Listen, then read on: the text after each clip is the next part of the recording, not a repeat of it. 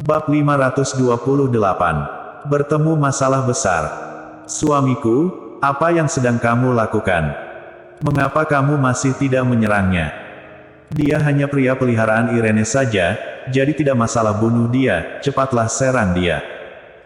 Grace masih tidak menyadari dengan apa yang terjadi dan tetap berbicara dengan suara besar.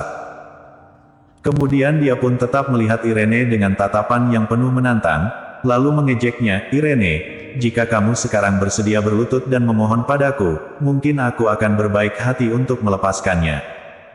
Irene tertawa, berkata, "Karena kamu sudah mengatakan ini, maka cepatlah berlutut. Berlutut padaku agar aku melepaskanmu." Hei wanita murahan, apakah kamu masih belum melihat keadaan sekarang dengan jelas?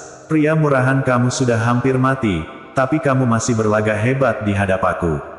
Grace berbicara dengan penuh amarah. Bahkan Lacey sendiri tidak tahan melihat ini, jelas-jelas pergelangan tangan Sina sudah dicengkram oleh Charles, tapi dia masih tidak mengerti mengapa Grace masih mengira kalau Charles akan mati. Krak!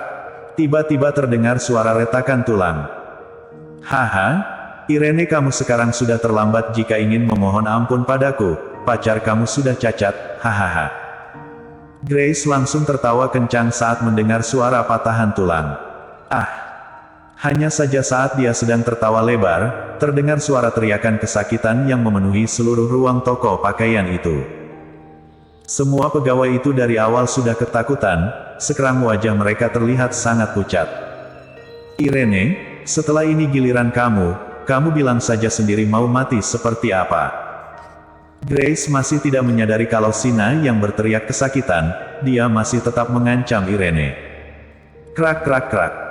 Kemudian terdengar suara retakan tulang lagi sebanyak 3 kali, setelah Sina meraung kesakitan beberapa kali, akhirnya dia pun jatuh pingsan. "Haha."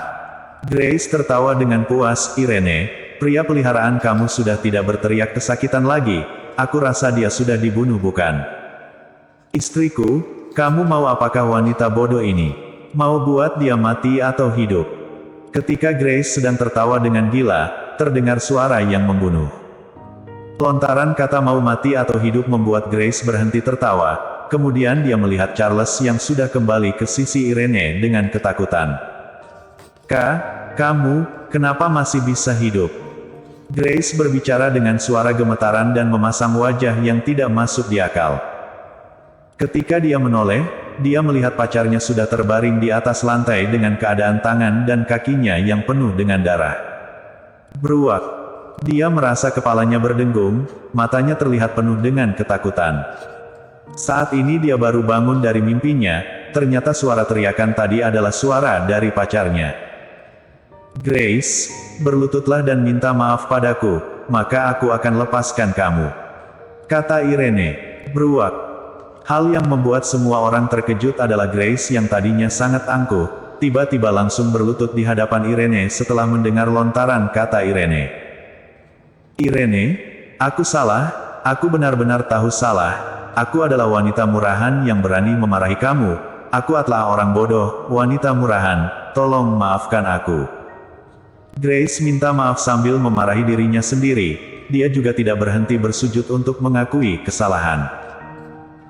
Bahkan Irene sendiri terkejut, dia hanya memperlakukannya sesuai dengan yang dia katakan. Grace menyuruhnya untuk berlutut, jadi dia pun menyuruh Grace berlutut, tapi dia tidak menyuruh Grace untuk bersujud bukan.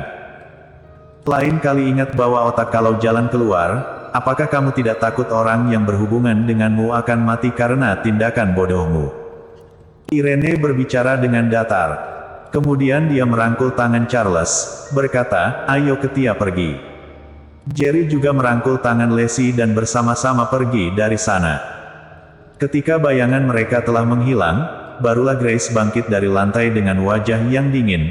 Kemudian dia berbicara sambil menggertakkan giginya, "Irene, aku tidak akan mungkin melepaskanmu."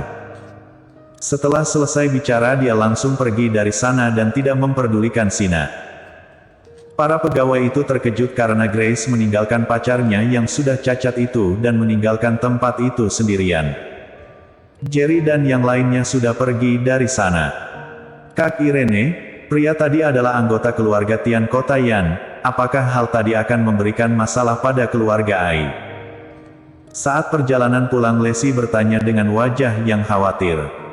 Irene tersenyum, berkata, kita harus lincah dalam menyelesaikan masalah. Lagi pula suami kamu sangatlah hebat, jadi apa artinya keluarga Tian? Kak Jerry, apa yang aku katakan benar bukan? Jika keluarga Tian benar-benar ingin membuat masalah pada keluarga Qi, kamu tidak mungkin diam saja, kan? Irene bertanya sambil tersenyum. Jerry menggelengkan kepala dengan pasrah, kenapa aku tiba-tiba merasa seperti sedang dijebak? Kemudian dia pun melihat ke arah Charles yang sedang mengemudi. Charles seperti merasakan sesuatu dan terkejut, kemudian dia pun memberikan penjelasan, Kak Jerry, kamu tidak mungkin mengira aku dan Kak Irene bekerja sama untuk menjebak kamu bukan? Siapa yang tahu, yang jelas kamu sekarang sudah meninggalkan kakakmu demi wanita, jadi apakah aku bisa lebih penting dari istrimu? Jerry berbicara sambil tersenyum. Kak Jerry, aku bersumpah tidak pernah ada hal seperti ini, aku dan Irene tidak menjebak kamu. Charles langsung memberikan penjelasan, Irene sengaja memasang wajahnya dan berkata, Charles, apa maksud kata-kata kamu ini? Apakah dalam hatimu aku tidak lebih penting dari Kak Jerry? Irene, aku tidak bermaksud seperti ini, aku. Ketika Charles baru ingin memberikan penjelasan, dia tiba-tiba merasa dirinya salah bicara dan mulai berkeringat dingin. Haha. Irene tidak tahan untuk tertawa, Jerry dan Lesi pun ikut tertawa. Saat ini Charles baru mengerti ternyata dirinya sudah dipermainkan. Lalu barulah Irene memasang wajah seperti biasanya, lalu berbicara dengan serius, kamu tenang saja, aku tidak mungkin menyuruh kamu untuk memilih antara aku dan Kak Jerry seumur hidupku.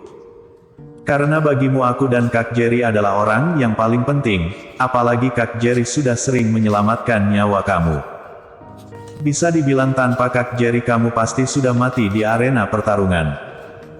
Karena aku sudah memilih untuk bersama denganmu, maka aku selamanya akan menjadi prajurit Kak Jerry.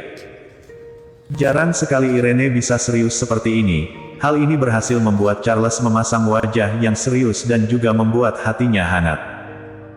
Lesi juga ikut tertular hingga sepasang matanya merah, dia tahu orang yang bisa membuat Irene dan Charles seperti ini karena Jerry telah mengorbankan dirinya untuk membantu mereka. Dia tidak tahu apa yang terjadi dengan Jerry di perbatasan utara, tapi dia tahu Jerry pernah menjadi prajurit selama 5 tahun, maka dia pasti sangat kesulitan. Jika dia tidak mengalami banyak perang yang mematikan, bagaimana mungkin dia bisa mendapatkan identitas dan kedudukan seperti sekarang? Jerry tersenyum, sudahlah, kita tidak membahas hal ini lagi, Kak Irene, apakah kamu tidak berencana untuk memberitahu masalah ini pada keluarga Ai dulu? Bagaimanapun tadi Charles sudah mematahkan tangan dan kaki keturunan langsung keluarga Tian. Irene tersenyum pahit, berkata, aku rasa keluarga Ai sudah tahu dengan masalah ini bukan? Aku rasa dalam waktu 5 menit ada orang yang akan menghubungi aku. Setelah dia selesai bicara, ponselnya langsung berbunyi. Ayah aku. Irene melihat nomor telepon itu dan berbicara dengan pasrah. Pa, ada apa? Irene bertanya dan mengangkat panggilan telepon itu. Dasar kamu anak nakal, cepat pulang sekarang juga. Bentakan dari ayah Irene terdengar hingga luar. Pa, mereka yang memancing semua masalah ini, apakah masalah ini begitu serius? Irene memberikan penjelasan. Dia bahkan sudah mati, kamu masih bertanya padaku apakah Bektiu serius? Morgan membentaknya, kamu harus pulang dalam waktu 10 menit, jika tidak jangan harap bisa kembali ke rumah lagi. Kemudian Morgan memutuskan panggilan telepon itu. Irene tercengang melihat ponselnya, kemudian berbicara dengan wajah yang datar, si Netian sudah mati. Bersambung.